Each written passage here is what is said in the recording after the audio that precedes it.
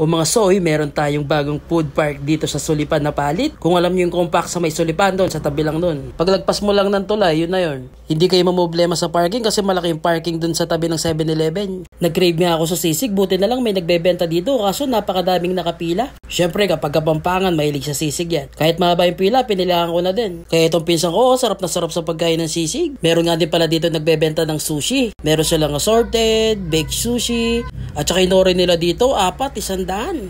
Basa iba, 3 for 100, maduga. Syempre, bukod sa kakainin namin, nag-take out na rin kami. Ayan nga mga pinsa ko, nanginginain na. Syempre, pagkatas kumain, kailangan uminom. Matindi rin ito nagbebenta ng tubig dito dito malulugi. Isipin mo, alas buong food park sa kanila bumibili. Wow, brainy.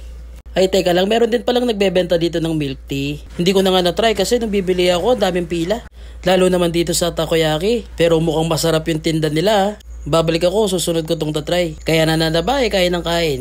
Habang lumalalim ngayong gabi, dumadami rin yung tao. Ganyan talaga tayo mga taga Pampanga. Mga nabubuhay pag gabi. At kahit gabi, makakabili ka nga pala ng taho dito. At iba-iba pa yung flavor Habang nag-order nga, si kuya may pa-show pa Hindi ko na natanong kung ano yung binibenta niya pero mukhang masarap din. Syempre, malapit ang magpasko, mawawala ba naman yung puto bongbong at bibingka? Binilang ko nga yung mama ko niyan at saka yung tita ko. Pasalubong ko sa kanila. Medyo parang ang dami ko na nga nakain dito kaya wala akong ginawa kundi nagpaikot-ikot na lang.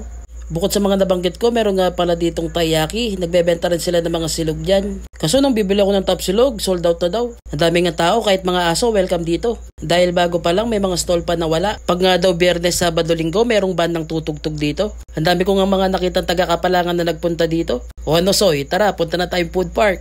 Kasi kahit mga barbecue, meron sila dyan at talaga masarap tinikman ko yan. Sige soy, sa susunod na lang, bye!